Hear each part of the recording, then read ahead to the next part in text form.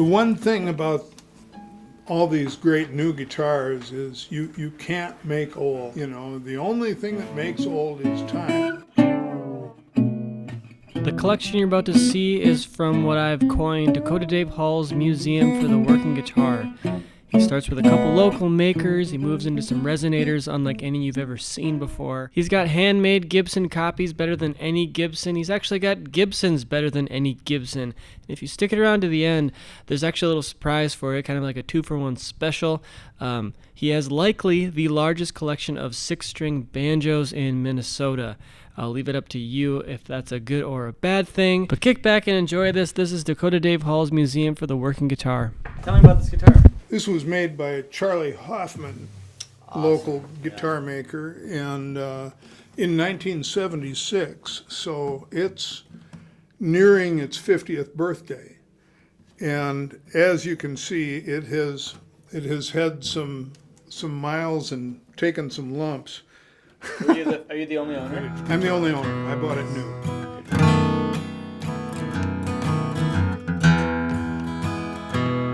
Charlie's bracing system falls somewhere between Martin and Gibson as to how he did it. So these guitars don't sound like either one of them, really. The sound of it really appeals to me in a dreadnought more than a Martin dreadnought does typically. In the late 80s, at a yard sale, I found a Gibson L00 3/4 guitar. And naturally I bought it. I had seen a couple of guys a few years earlier at Matt Umanov's guitar store in New York City. A couple of Latin guys playing, and they had nylon string guitars, and one of them was small and tuned up to A. And, my brain being what it was, thought, boy, that's a really cool idea for a steel string guitar. So I found that Gibson and strung it up that way, and it sounded absolutely fabulous. Loved it. The only thing I didn't like about it was the width of the neck was also 3/4. It was about 1.5 inches or 1 5/8 inches. It was just, I have big hands, and it just wasn't working. So again, I talked to Charlie Hoffman, and he was willing to sort of make a copy of it, or at least start there. The body shape is the same as the Gibson. Charlie added the cutaway. Again, ebony fingerboard and bridge. And another thing is 24 frets. I've actually used that top fret on a recording session, so it was worth it. The other thing about this I'll mention is that because it's tuned up to A, it's like a capo at the 5th fret. The strings, basically you just use an A string, a D string, a G string, a B string, an E string, and then get a even narrower gauge string for the high one. That's where that started. And so you wind up with an unwound 3rd string, which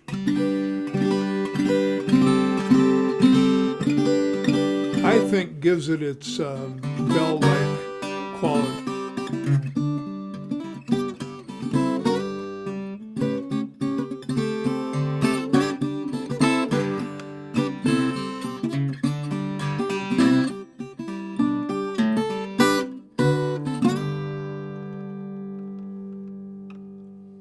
Takes a licking and keeps on ticking. One thing led to another. The guys at National Resophonic, who I already had a relationship with, an endorsement, had this guitar with me and asked them if they would be interested in doing something like that. They were already making a tenor guitar on this size body, so it was just a matter of tooling up to make a guitar neck that goes on it that had the right scale, same scale as that one. And they said, yeah, we'd love to do it. And so this is the first national piccolo guitar.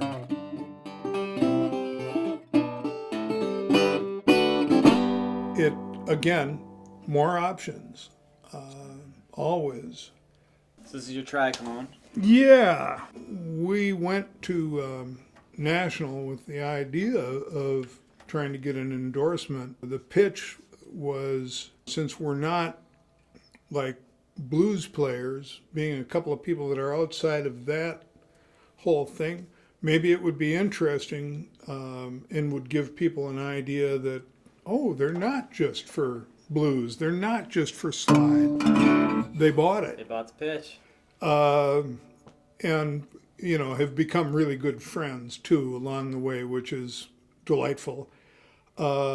I had, up till that point, a tricone, a Style 1 tricone that was made in 1931, and a Triolian that was a little older, I think 29 or so. So those were the two guitars, the two Rezos that we were traveling with at that time. I ended up selling the other guitars eventually. Yeah. Vintage Nationals can be really annoying. Well, yeah, it's in the job description. Yeah. But this thing, just to give you an example of sort of some non-bluesy kind of stuff.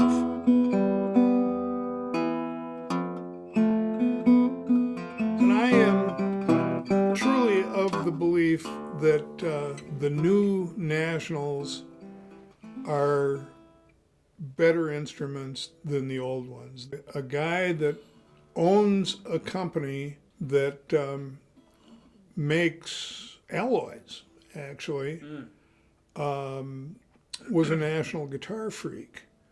And so they did tests that would ordinarily cost lots of money on some old resonators, and came up with something that is very, very close to the original. You know, the break-in period for a new National is months as opposed to a wooden guitar, which would be years. Yeah.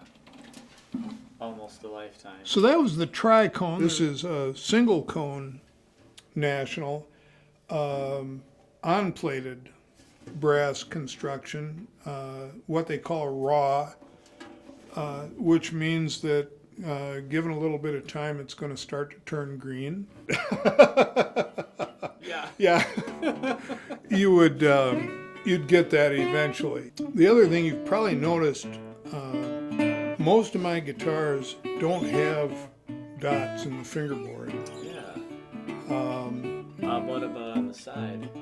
Oh yeah. Oh yeah. Please. Yeah. I don't know. I like the aesthetic of a blank fingerboard. Yeah.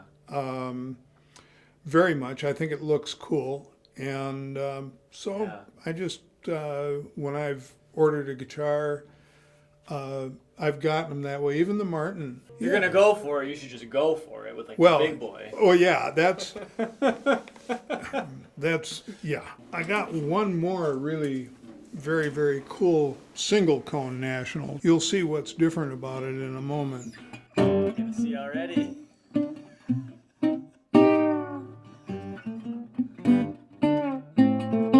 Wow. Anyway, that's a nifty thing. I might have to try that one. Well, I think you should. I think that goes without saying. Drop D at the Drop D. moment.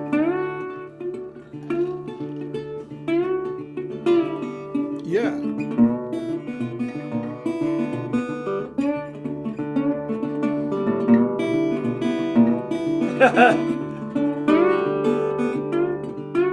You're getting the hang of it really quick. Well, I play fiddle, so maybe that's on my. Ah. It is hard to do chords though. Like your chords are way more It's intimidating. really hard to do chords. Like you gotta be right on. Right on. Yeah. Yeah. It. That is so. You're giving me ideas. I tried this idea a number of years ago on a flat top guitar, but it did not have the sustain, the ability to hold the notes. Yeah, you It couldn't take just- advantage of the. Yeah. Yeah. So this thing just made, with the resonator and the way these things are built, it sort of makes up for it.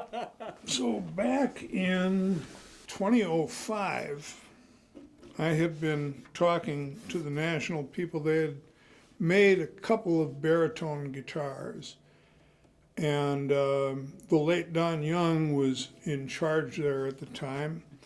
And they were starting to think about making a single cone baritone guitar model. So it's in the equivalent of drop D, drop A.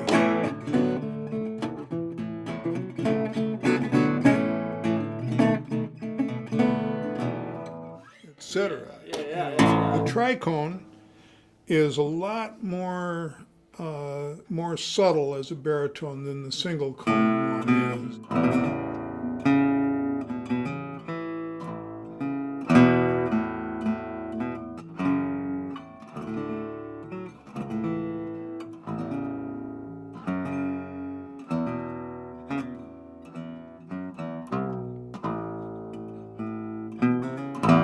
Charlie Hoffman suggested that I might need a flat top baritone.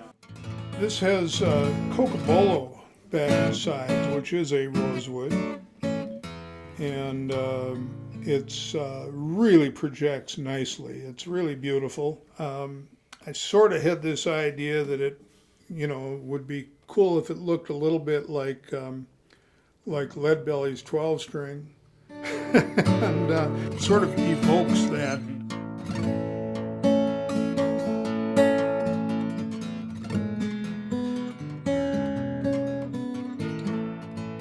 My friend Dale Fairbanks made this, and I went out with the Gibson, and we spent a couple days measuring everything and talking about what we'd want to do. Cosmetically, it's not the same. The Gibson was sunburst. This one is a natural top.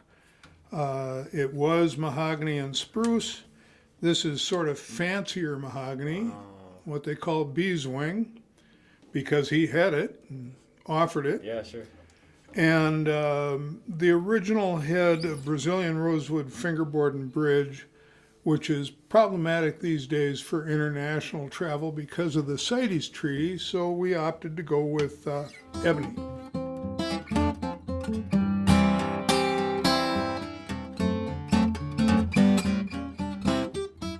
Yeah, there's Etc. a lot of woof behind all those notes. Yeah, And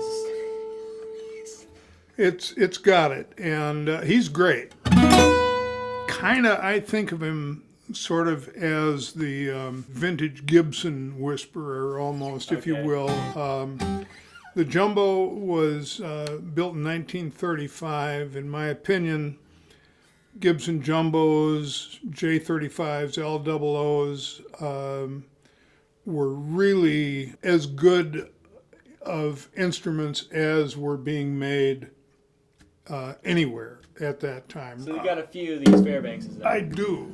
So this is more or less a copy of a J35 Gibson that belonged to my friend Paul Jeremiah, and again took measurements and everything. But this guitar was also kind of experimental. Right now in the guitar making world, there are some really interesting things going on because Brazilian rosewood has gotten so hard to come by and is problematic once you do have it. People are trying alternative tone woods. Sure. Mahogany is still reasonably plentiful, Honduras mahogany, which was what the original of this would have been made from. So my thought when we got together on this guitar was maybe try something else, something that might even out mahogany. And so what we settled on was Spanish cypress, which is used in the construction of flamenco guitars in Spain. Very light, very responsive, a real different tonality, I think, I mean, these differences are subtle, but a reasonably different tonality than the mahogany version.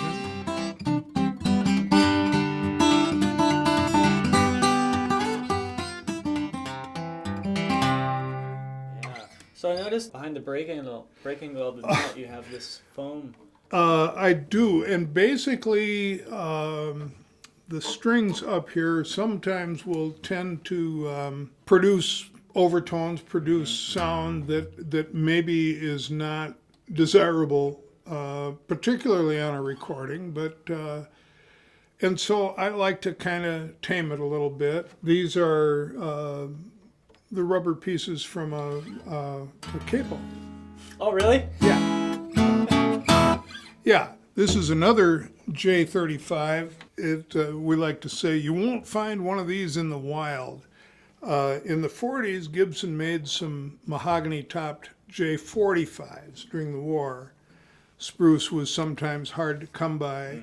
While they were making J35s, they never had occasion to do that, at least that I know of. I don't think I've heard of one ever being found. And I like the mahogany-topped guitars. They sort of respond yet differently. Yeah. Dale had his wife's family had an old,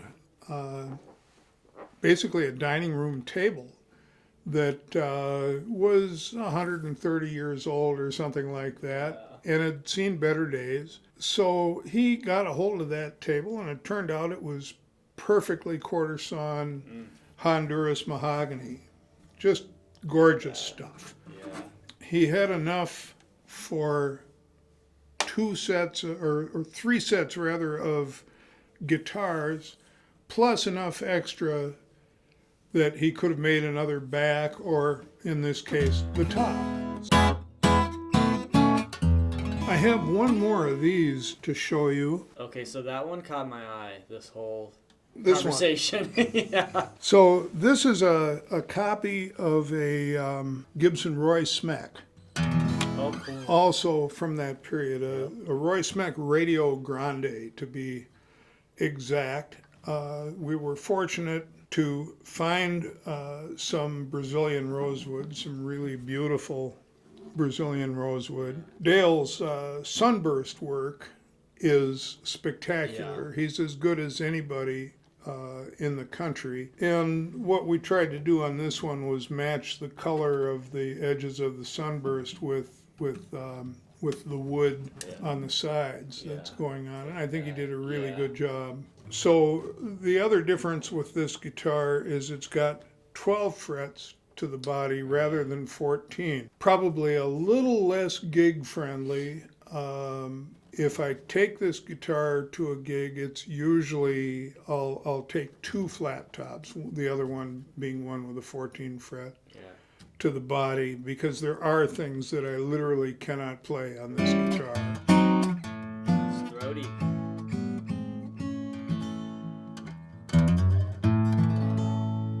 The New Era Guitar Company I'd like to talk about. My friend Tony Clausen had the New Era Guitar Company. We lost him last year to a quick-moving diabolical cancer. Sadly, he was truly a Renaissance man. This guitar is the Big Boy, and the Big Boy is sort of a copy of a Larson Brothers Prairie State. The body shape is identical, although the bracing is a little more Gibson-like. That was kind of an experiment.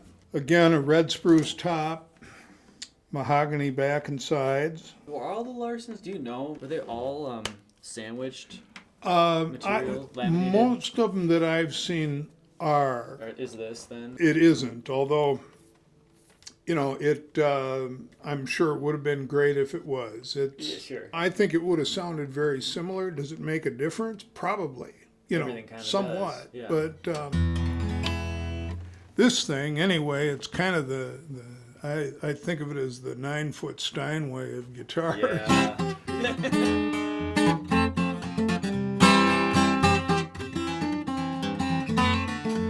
It's got a Big lot boy. going on. That's cool. I wanna see you try to get your I'm arm not a around big it. boy. I somehow can. Ah! Long scale length.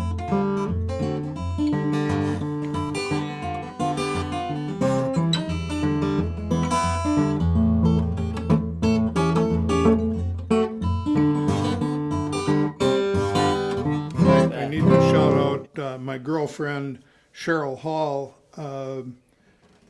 Got the bling on it on the fingerboard for my birthday as it was being made. So Thank you. everybody needs at least one blingy One blingy guitar. one, yeah. You know, this is a local maker, also based on a Larson Brothers instrument. He used oak for the back and sides, which is rare in the 20s and 30s on high-end guitars, but a lot of lower-end guitars used it. You know, it's the color that you get out of it. Yeah.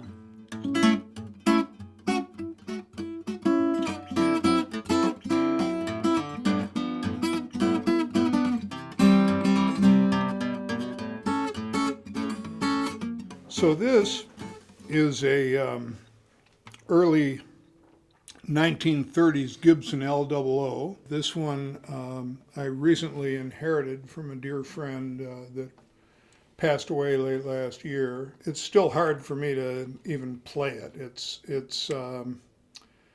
pretty raw, but it's quite an honor to have it. They're lovely guitars.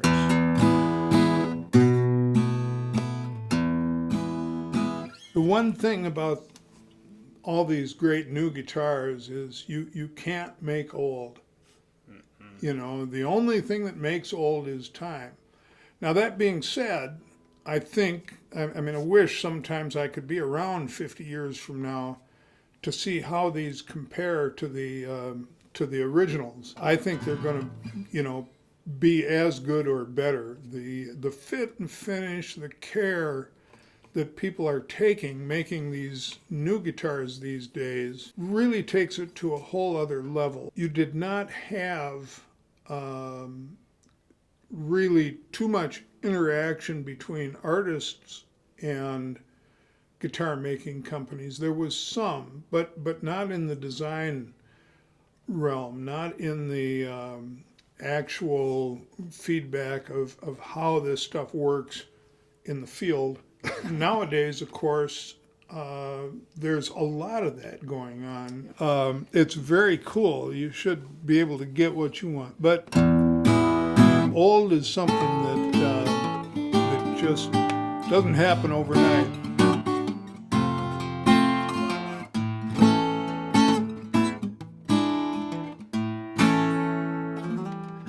Hold that for just a second. No problem. We'll do a little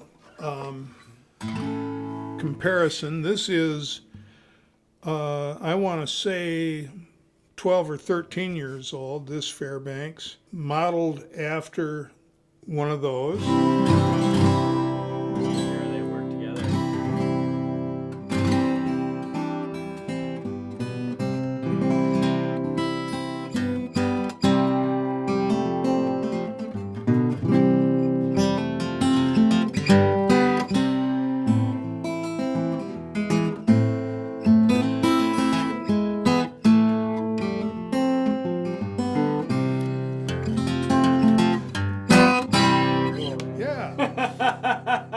There you go. It's going to get easier as time goes on to sort of play it and deal with the fact that I've got it. And just to have these two instruments in the same place and be able to do what we're doing right now is a pretty neat thing. If you want to hang on to that for a minute, I've got one more Fairbanks. This is his take on a Nick Lucas model.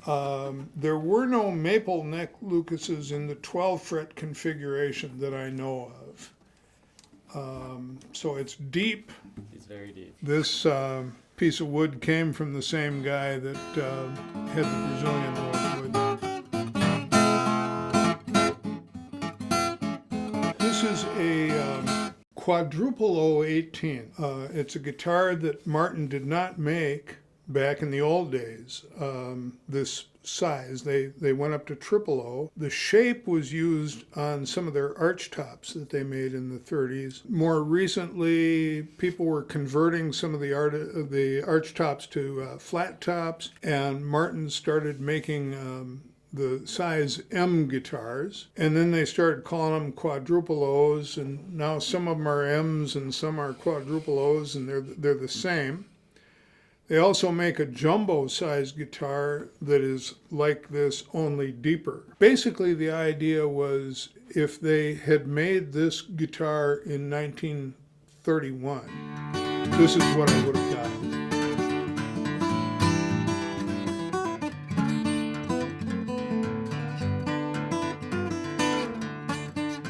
It's interesting. That's the first time it's been extremely obvious it's a different guitar to my ear. Yep. That's yeah. really Oh, yeah. It's a big difference in Yeah. sound. Mm-hmm. And that's why I got it. Is I wanted that option. Yeah. Particularly in the studio, but at gigs too sometimes. Having that option is a very cool thing. Yeah. I've got another Martin, which is a C1 from 1930. Martin made a foray into the archtop world. This is on a triple O body, size C, carved top, It's carved, okay. round hole, which is unusual. They went to F holes the next year on these models. Really different. Check it This out. looks just like a Martin from the back. It's so interesting. Yeah, You know. Oh, great. this is a L7 from 1948. Maple back and sides, as you can plainly see. Put anything under there. And I've had this guitar a long time, since I think 1984.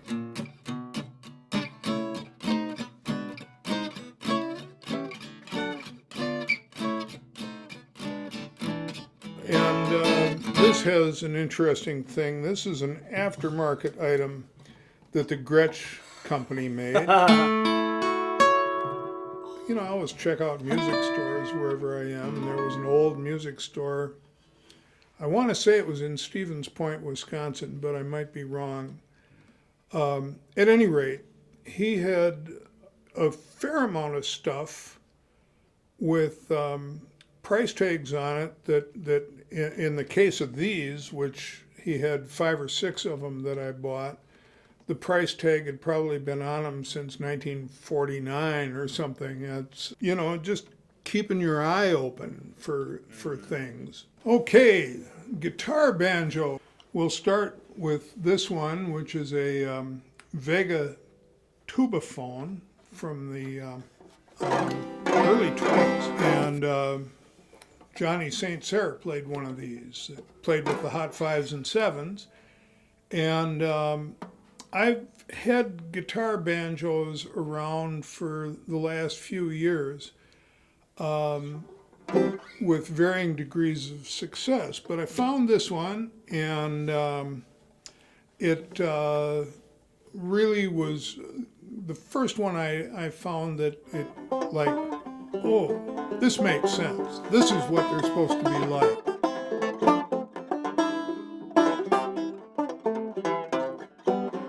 People don't know that this goes back, well over 100 years. I recently did a guitar banjo album called Better Late Than Never, and Henry Sapoznik wrote some really cool notes that go in there. There's pictures of the instruments and a lot of historical information. Henry is the guy that put together the Charlie Poole box set and the Proto-Billy set and lots of other very cool things. So, buy one.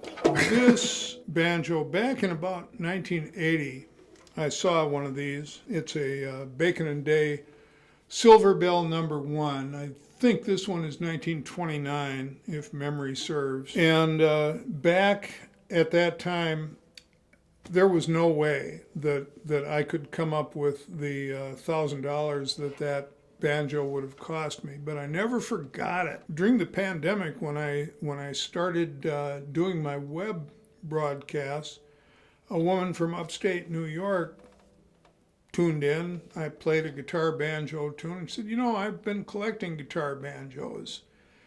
And we got to talking, and she mentioned that, she had this and 2 others of the same make and model. And she allowed that she would part with one. And so that's how this came up.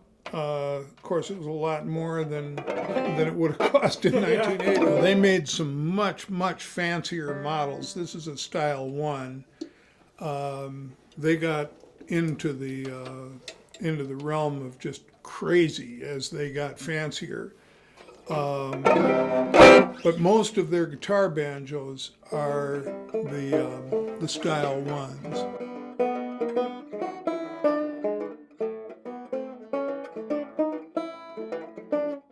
But this is one of the prizes of my collection. Yeah. I'm really tickled with it. So this is a Retberg and Lang banjo. They ultimately became Orpheum banjos.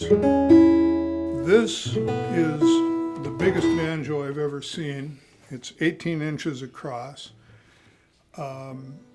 Just for comparison purposes, the 2 I played, the Bacon and Day was 11 inches across. Like a guitar. Yeah. Just E to E. Yeah. It's got a baritone quality to it, though. Oh yeah, you could do that with it. You're reminded. I should show you one more while we're at it. All right, this is my only modern banjo. It doesn't look modern, but it is. Is that a Menzies head? Yes. And Mike Chu at Dogwood Banjos made this. It's we talked about it for quite a while. One of the things that's really cool is this scroll, like a cello almost, evocative of that.